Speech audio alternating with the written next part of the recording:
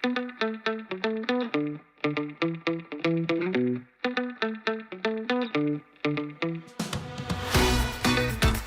back, Jay. Harden. Bullseye. Sixers looking very focused in the second half. Maxey looking for more. He's got it. Daniel House, little up and under on the lob, and then flies in with the emphatic one-hand jam. Niang looking for more from outside. Bang, bang, George Niang. Joel, the process heavy.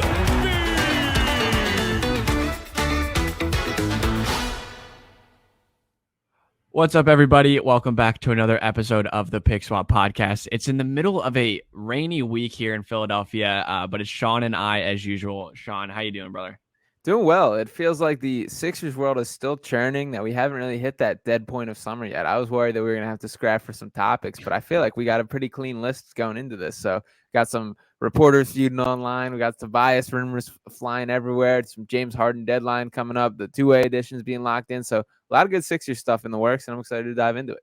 Yeah, we surprisingly have a lot to talk about, and with this portion of the offseason, it's nice, right? I feel like the Sixers always find their way back in the news regardless of the situation at hand. But we want to start at, we have a ton of things to go over here today, but we did have a source off this past weekend with some rumors flying around, some of them unsourced, some of them unfounded, some of them made up. And then, a lot of other people coming to the scene as defenders of the opposite side. So just give me a rundown of the Keith Pompey versus Kyle Neubeck versus the world that what we saw this past weekend. Yeah, very funny for starters. I just think this is objectively hilarious, all of this happening. Keith Pompey and Kyle Neubeck, two of the best Twitter reporters that there are. Kyle Neubeck specifically, I would consider the number one guy that I take for my Sixers information, a guy that is more in the know than anyone. I wanted to pull up his article specifically because when we were going in and I was doing my prep for this, I was going to phrase it as like a Kyle Neubeck taking shots at Keith Pompey, and I thought I was kind of exaggerating things. So I went back and reread the article, and I don't think that was really an exaggeration. So I'll pull up the article here.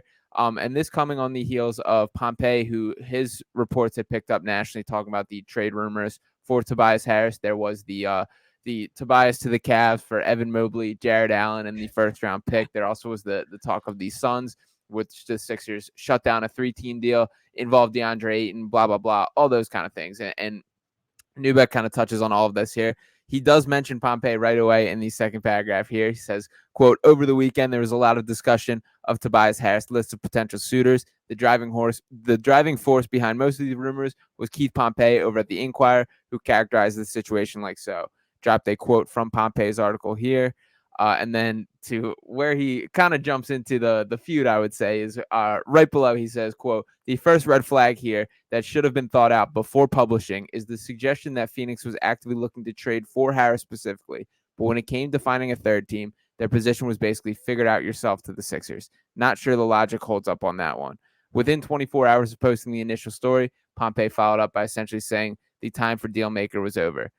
That is indeed what the Suns are telling people at the moment, blah, blah, blah. He also jumps into the Cavs trade, which I think is the most relevant part of the story. And it says this here, quote, "As we tried to explain in a story regarding Cavs trade rumors last week, Cleveland does not have genuinely tradable assets to move in exchange for a contract the size of Harris unless they're willing to move Donovan Mitchell or Darius Garland. Most of the roster is on cheapish contracts between $4 to $8 million, which makes getting a workable trade extremely difficult. Allen and Mobley are two of Cleveland's best and most valuable players, yes, but they're also in a small group of players with contracts that get even close to matching salaries."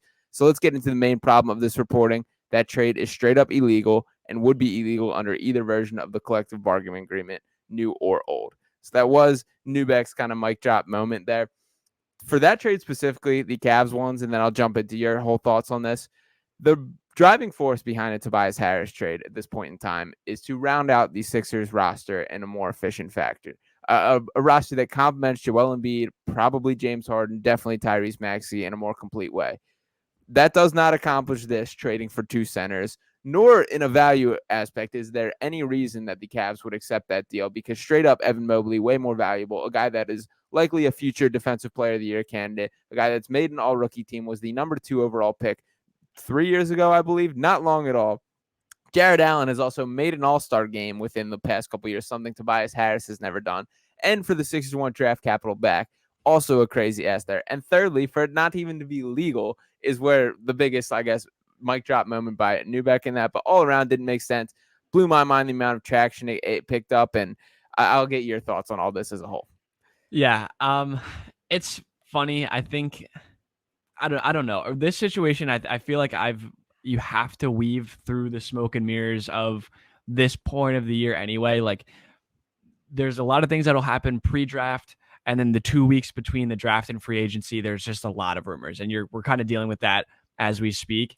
There's going to be a day where some of these things may become clear, but as of right now, I don't see any of that obviously come to fruition as we see Kyle Neubeck kind of shut it all down.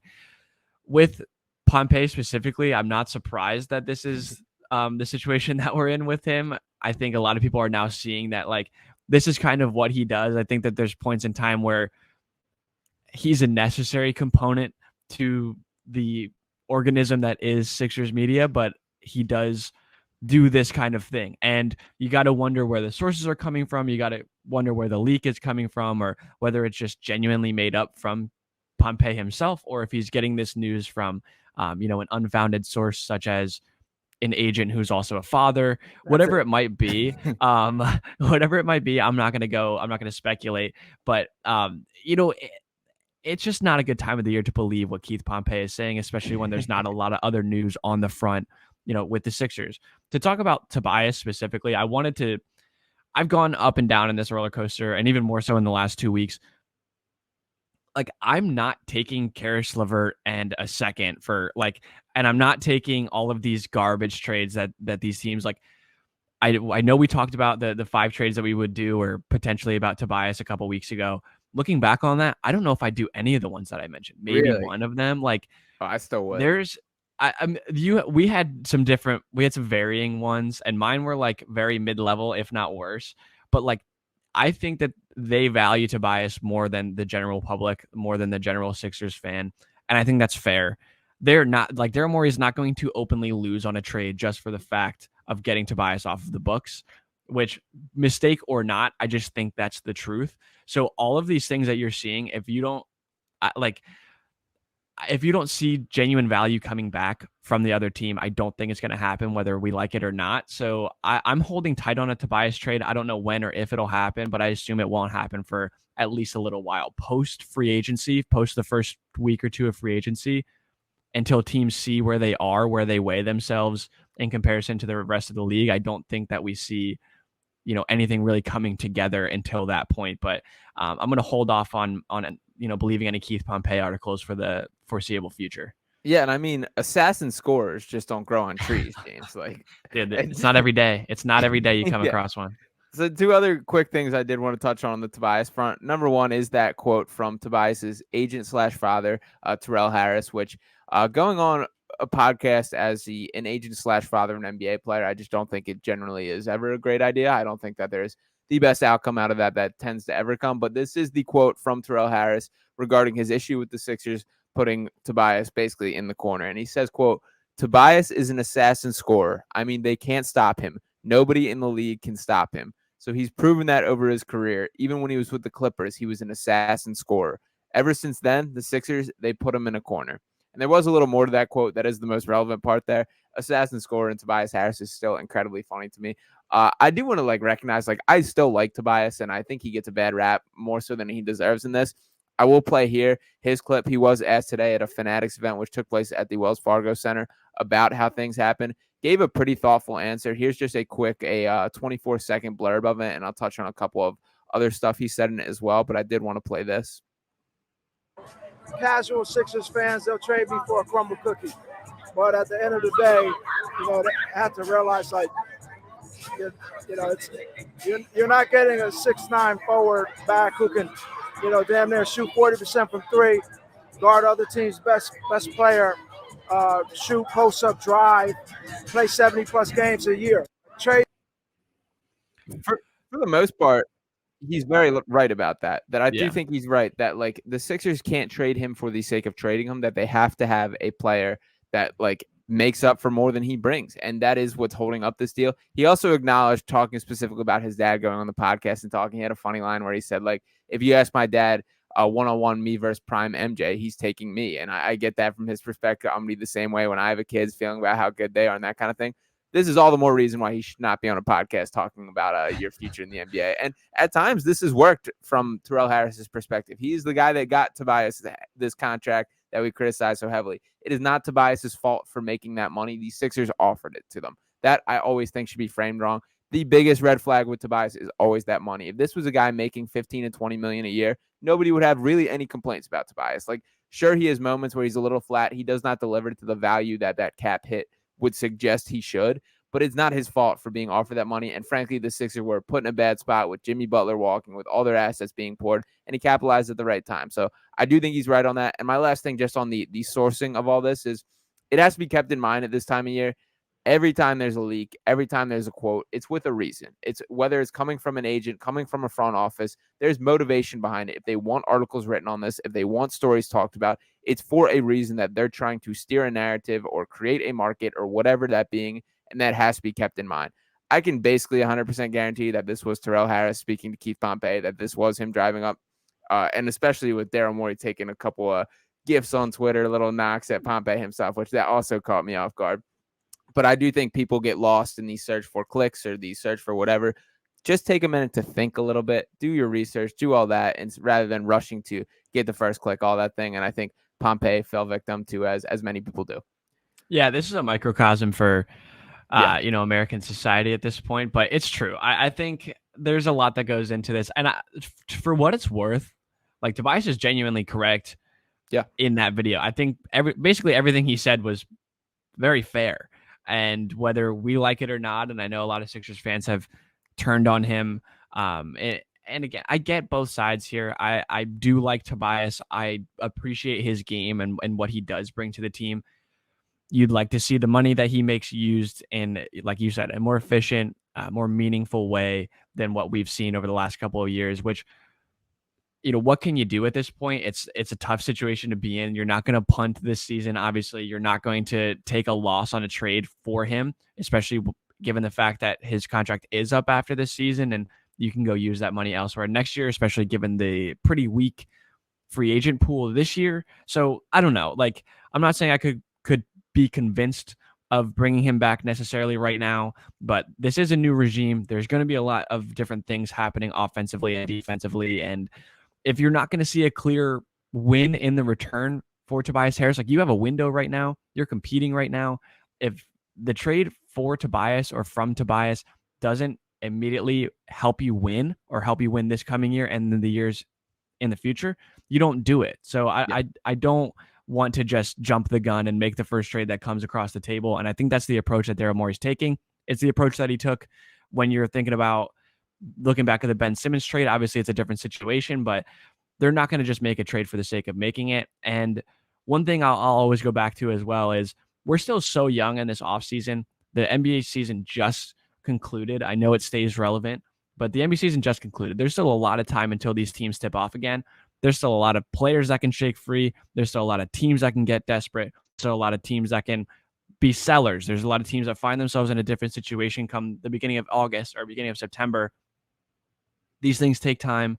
I know we see all these other teams making moves and people are freaking out, and I think a lot of it is not founded in the right form.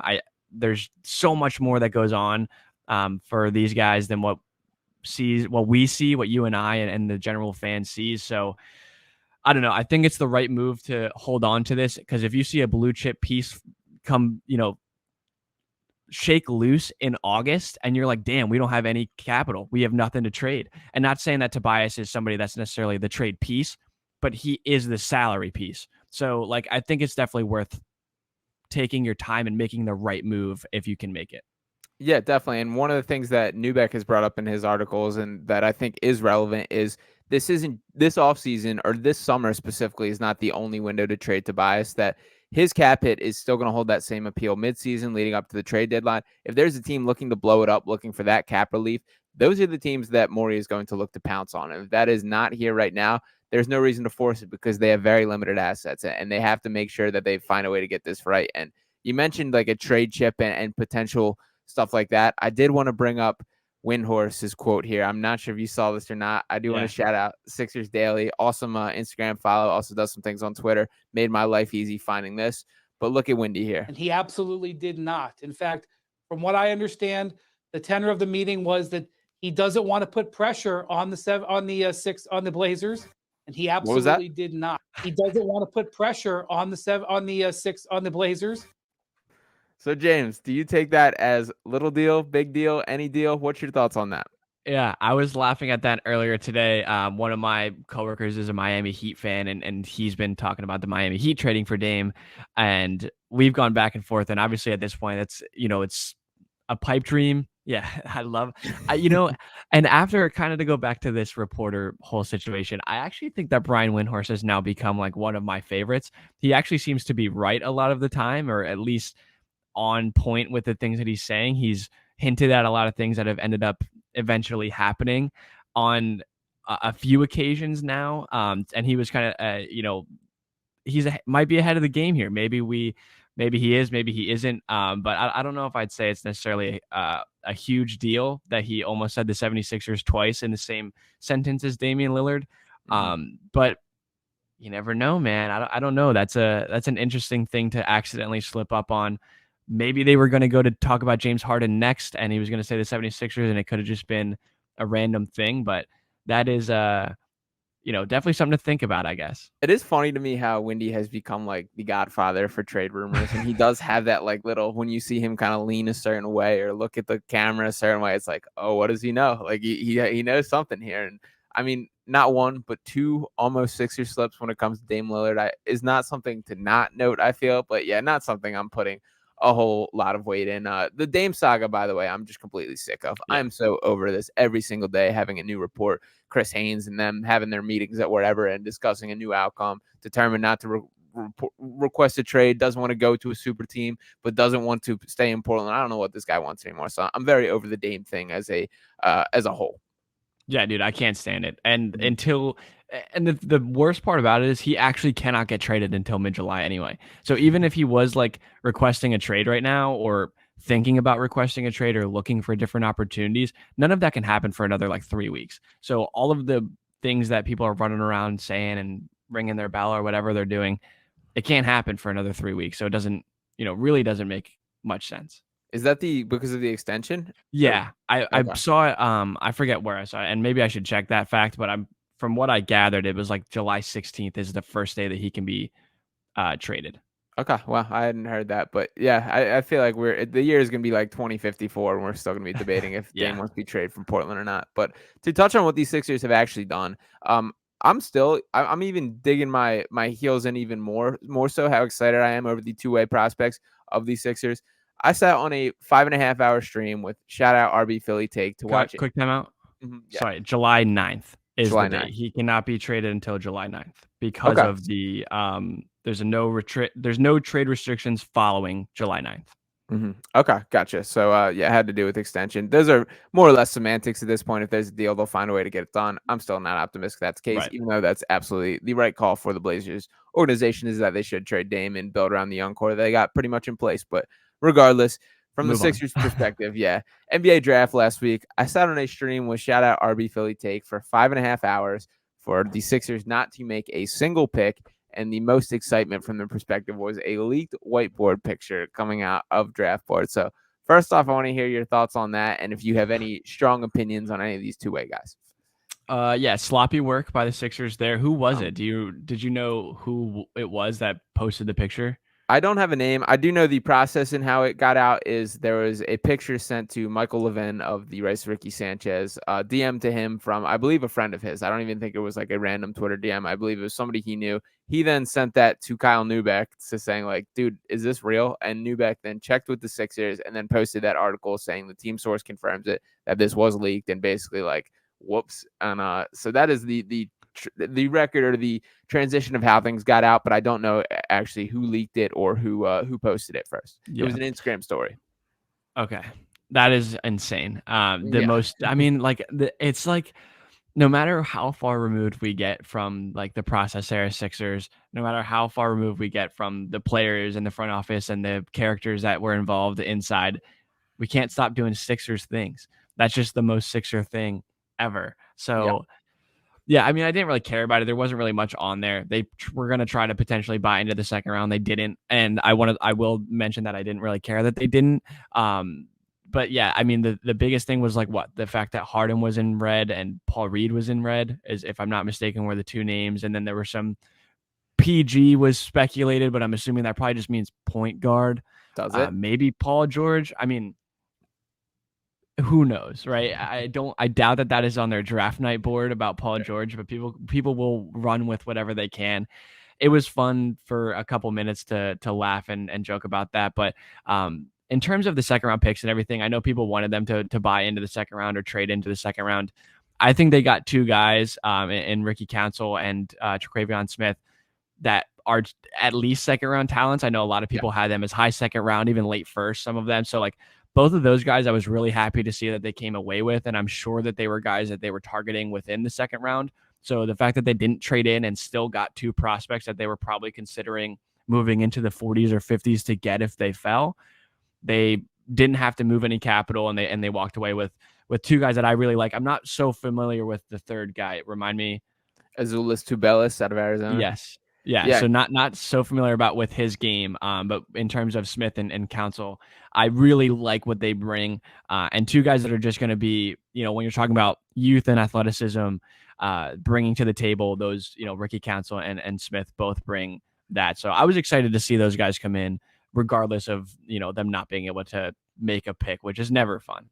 Yeah, no, not at all. And yeah, there wasn't too much leaked on that draft board, but the fact that we're having to like talk ourselves into that of like there wasn't too much on there is insane. And the biggest thing to me is like there's such a finite number of people allowed in that room that it's like it shouldn't take long to figure out who posted that, who figured it out. And yeah, there should be a little bit of a conversation about that because this is just one of those like common sense things. Just like think a little bit. I feel like people are just stopping thinking these days, man. It feels like there's a ton of examples of these kind of things, not just in this field. I don't mean to just dig on whoever this was completely, but this is everywhere.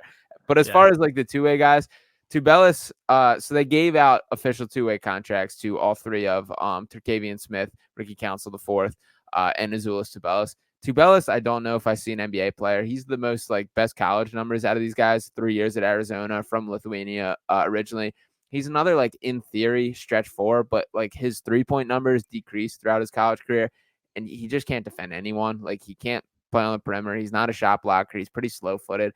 I just don't know if I fully see it, but he is a guy that's, like, polished, knows what he's doing on the offensive end, got good feel as a playmaker, can go coast to coast, very good rebounder. He measured 6'8" at the combine after being listed as 6'11" for all of college, so don't love that either. He's probably the guy I'm least optimistic about, even though, like, who knows? Maybe he's polished enough offensively. He's got like a little bit of like Sabonis to him in the way that he plays out of the post, and he's very like post up, back you down, play make out of that. He's a fun player still, so it's worth taking a flyer, I guess. They did have him in for a workout privately, in addition to just like the draft tape, which is not the most common thing for undrafted guys for sure. So clearly a guy that they were targeting.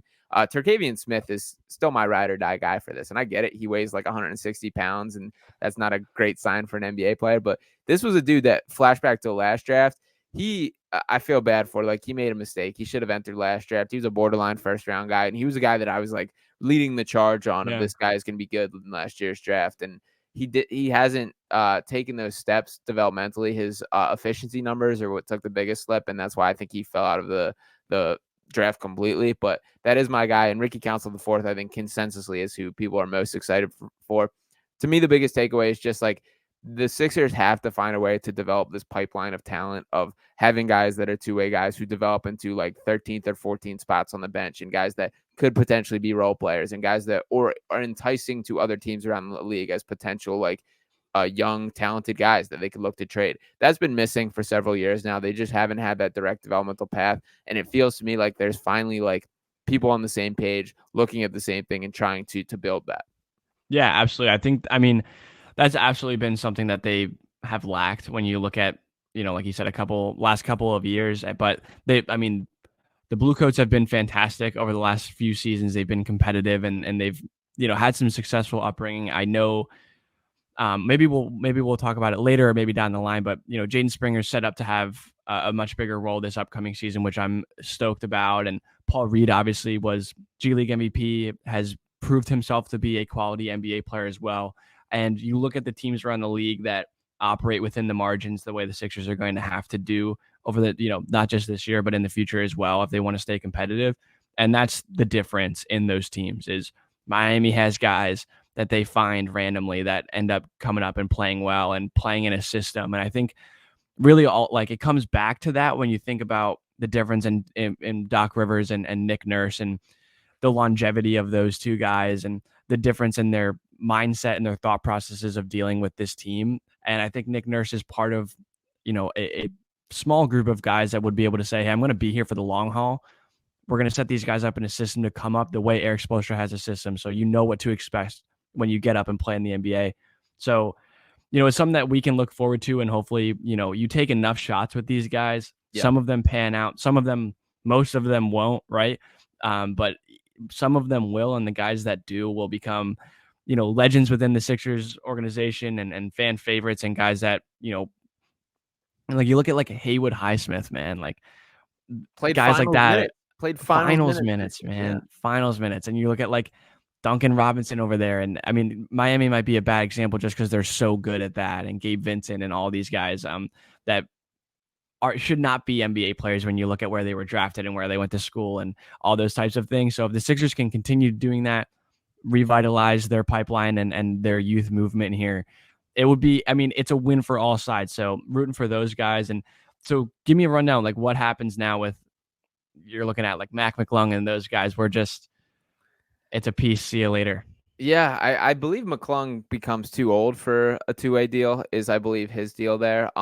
So he's either going to have to latch on to a full roster spot, which I think he has a chance of. I don't think it's going to be with the Sixers, but I think there's a chance that a team does take a flyer on him. And McClung did look very good at the G League level this year. Like he isn't just a dunker. There's more to his game than that. He can play make a little bit. He's become a better shooter. I'll be rooting for Mac. I don't think he has a future with the Sixers at all, but he's a good dude. Works really hard and has developed a lot of areas of his game. Louis King's the other one. And it should be noted that the two-way roster spots expanded from 2 to 3 for this season, which is why they have 3 under the new CBA. So I love that as well. Louis King I like quite a bit, and I think he will get at least a fair shot at securing a spot at the bottom of the Sixers organization. So I guess we'll see where it goes from there. Summer League coming right around the corner. So I'm excited to see guys break. I love Summer League. Yeah, break down all that. I'll be doing some stuff with Mr. Crockbach over at the Edge of Philly Sports. So make sure to stay posted for that. And my final thought on this, and I just want to, then we can shift gears to the James Harden conversation. I miss Isaiah Joe, man. I know. Talking about like taking all these shots and looking at all these guys. Like Isaiah Joe's straight up better than all of these guys. He's better than Ricky Council. He's better than Terkavian Smith. He's probably better than Jaden Springer. Like, and we better than Furkan for sure. And we just cut him. Like they just let him go for free. And that roster spot that was so valuable to create became Dwayne Dedman, who was unplayable on the court. So when we talk about like maximizing within the margins and making sure, like Isaiah Joe's absolutely an NBA player. Like he's absolutely an NBA role player, and he's going to be for a long time. And for him to be in the Sixers organization and just let go for no reason, and I don't care if it was like a Doc Rivers thing of like, I'm never going to play him. Like, to me, this falls back on Daryl Morey. You're the general manager, president of basketball operations. Have some stones and say, like, I'm keeping this guy. He's a good player. He's going to last longer in Philadelphia than you, Doc. And he did not do that. And I think that is one that is going to come back and bite them more so than it is brought up. Yeah, that one makes my stomach hurt looking back when you think about, like, what do the Sixers lack? What do they need? Wings and shooting. Yeah. And that is who Isaiah Joe is. And like, he's not a perfect player. He's a flawed player to a degree, but he's young and has the chance to work on it and become a better version of himself. And the best version of Isaiah Joe is a vital player to like every single NBA team. So yeah, I don't want to talk about it anymore. I don't want to talk about it. So we'll move on. So there's been a lot. This has been a tumultuous road with James Harden up to this point this offseason. It was almost guaranteed a few weeks ago that he was going to be opting out and looking for a larger contract. We've gone back and forth on this seesaw of Houston or Philly or hell, it might be Phoenix. Obviously not anymore, but there was a lot of different rumors swirling around, a lot of different people like Keith Pompey, probably not making, the most founded expectations here, but we've now come back to the point where James Harden has a decision to make here coming up. And today it was reported that he might just opt back into that 1-year deal. He has not officially opted out quite yet. So just what are you thinking there? What are your thoughts on, this whole situation in general? And then if he does opt in, what do you make of that? Yeah, so I think the clear takeaways right now is that Houston was absolutely a smokescreen, that this was driven as a factor to drive up his price.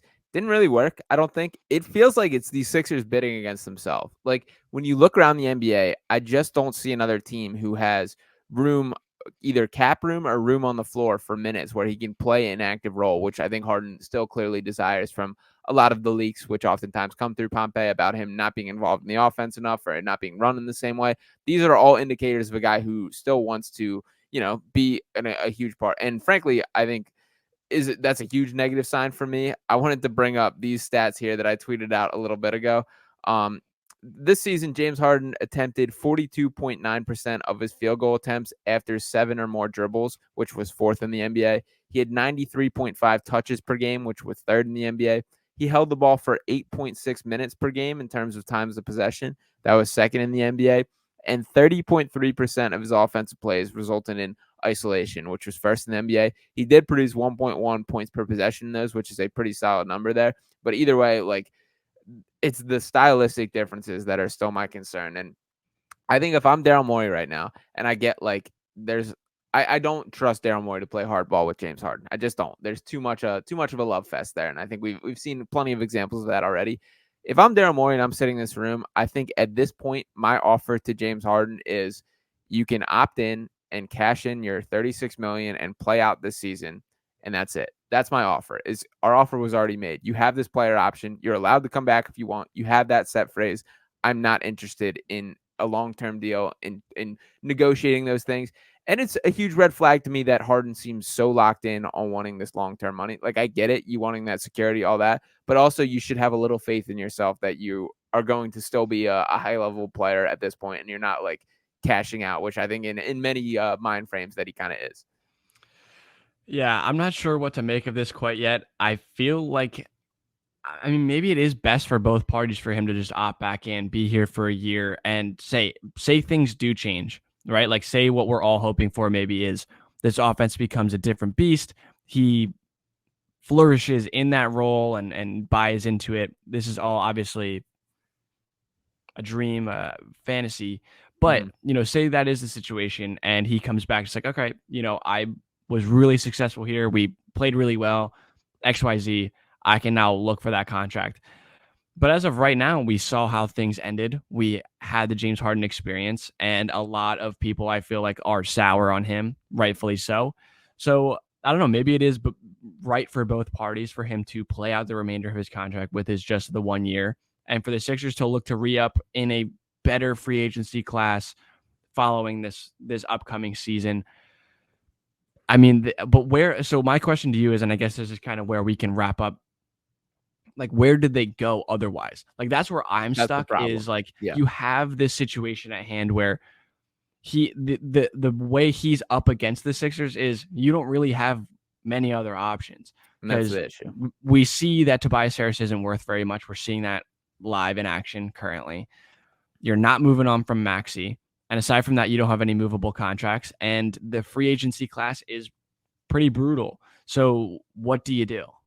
Well, and for starters, from James Harden's perspective here, I kind of get it. Like, I kind of get being upset by this. This was a guy who is a 20-11 guy this year, led the NBA in assists, in the playoffs had 2 40-plus point games and put the team on his back for 2 games. I get him feeling like he's earned it. And I can see that angle, but I just, like, there's a stylistic issue that I just don't think fits. I don't think he's going to be a Nick Nurse guy. I don't see a world where he fits the bill of what Nick Nurse looks for in terms of a guy that is very much reinforces the defensive side of the ball, the athleticism, the guys that'll pick up full court, things like that. I don't see that fitting well. From the Sixers' perspective, as far as options, I do think the gap year has picked up some steam again. That phrase of if say Harden does opt in and you have the 1 year expiring, and Tobias plays out the last year. That's now $70 million expiring this year. And that either can be used as an asset, as a trade at the trade deadline, looking for teams looking to blow it up, whether that's a Chicago Bulls and you're targeting a Zach LaVine type of trade where they're just looking to eat up money, something like that. Or it is just playing it out this season, running it back, seeing if this team, even, I don't have hopes for them to win a championship, but they're still a 50-plus win team, still somewhat of a contender. And it's all dependent on what kind of leap Maxey can take. I don't think his development over 1 year takes them to a championship contender, but you then enter the offseason with $70 million coming off the books, a more attractive free agency class. And I don't think it's these superstar guys that we're missing. I think, to me, it's still like these mid-level free agent tier guys, the Bruce Browns, the players like that really do make or break a playoff series, and you see it. And the Sixers, like PJ Tucker, I guess was supposed to be that. I can't feel good about that. So I don't know. And from Harden's perspective, and I brought this up yesterday talking about, I do think it's kind of likely that it's going to gain traction of him opting in. I don't see any team, Sixers including, offering him over $36 million in a season this year, whatever year. And like, if you just want to bet on yourself one more time, like, to me, this lines up. And I get, like, all the reporting is still contradicting that it seems unlikely he's still going to opt out, still wants a long-term deal. But I don't see a world where you get more money than that. And if that's what it's about, then, like, dude, just pony up and accept it, and let's run it back, and let's see what happens in one more season. Yeah, and this is going to be an unpopular opinion, but I feel like we've been removed far enough from it, is like minor tweaks, a massive coaching change, and this is a different team. Like, I think Nick Nurse to Doc Rivers is a world of difference, and there's still a lot of flaws. And I'm not saying that like they're going to be, and I do as well. But what I'm saying is it makes sense for them to run this in a similar scenario. Would I prefer that? Absolutely not. Absolutely not. But I'm saying the way this has shaken out is not necessarily in the fortune of the Sixers. Like I said, they don't have very many trade pieces. The only one that they have is the only guy that's giving them any like life throughout this entire Maxey, and they're not going to. They better not move on from him. So I don't see them kind of maneuvering through this, and I don't know how much trust the general public or I have in Daryl Morey to maneuver through that, with finesse and efficiency, the way we kind of hoped that he would be able to do it. But this is why he's here, is for the, like, right. You're supposed to be the guy. This is supposed to be the situation that you're brought in for, that we've lived through the Colangelos, the Hinkies, the Brett Brown taking the reins, the Elton Brand. Like, it should be Daryl Morey. You're the guy who is this creative thinker, who has this outside of the box perspective, that is this wizard in salary caps and can make trades and has these relationships. It's time to show it, man. Like, this is, you now have, and even like, I get like they're not in a good spot asset wise. There's no doubt about it. You can't sugarcoat that, but there's still things you can do. Like, just look at what these teams around the league are creating something out of nothing, whether it is like the Chris Paul trade or a Jordan Poole trade. Like, these aren't things that like are out of the realm of possibility. There should be a market for $40 million of expiring money. People are looking for that. Things like that. Like, you got to figure out a way to get something. And the Harden conversation, next week, I want to get into some more concrete free agent targets. I want to see how this Harden thing settles first. To me, that's still the biggest, I guess, shoe to fall before we can go from there. But like, Daryl Morey's supposed to be the guy. Like, I this season, he has to get creative. He has to figure something out. And to me, like, there's still things that he can absolutely do that hasn't happened yet. I'll leave you with this. It is June 27th. We have a lot of time left. There will be something that happens before they tip off game 1 in October. Yeah. I will guarantee that, whether it's Tobias, whether it's something else, there will be another at least significant change within this roster in, the coming weeks and months. I don't know when it will happen. I don't know who it will be or where. I don't know any of the details. I just know that it will happen. But I don't know. I do really feel like this first week of free agency is going to dictate a lot of the way that the Sixers operate through the next 2 months, just because teams are going to either strike out or hit home runs, and the teams that are needs right now might not be in a week, and the teams that are buyers right now might be sellers in 2 months. So everything will change very quickly, and I think Daryl Morey knows that. It's just about a matter of time. All right, final prediction, and we'll wrap up. What's the Harden? What happens with Harden? I'm going to say he opts in. I'm going to say he opts in for 1 year. And that's an optimistic thing. I think that would make me the happiest in terms of what could happen here. I think that's the best case scenario. So as I do, I'm going to stay optimistic and say he opts in. All right. I hope you're right. I would rather that be the case. My brain says 3-year deal, 120 mil. 3-year deal, Ouch. 120 mil. That's my guess. Ouch. Yeah. And I do think it'll end up a 2+1 deal. So if that softens the blow at all, but it really doesn't. And that's unfortunately where my guess is things are trending. But We'll see. we will see. We will wrap it up here for today. We will be back with some more concrete free agent targets once this Harden thing, there's a little bit of a clear direction on. We see how it actually settles rather than all these rumors. Appreciate all you guys for tuning in. Make sure to drop a like on this video, subscribe to this channel, drop a comment. Let me know your prediction for what the James Harden contract will be, if there will be one, everything else. And we'll be back with you next time. Peace.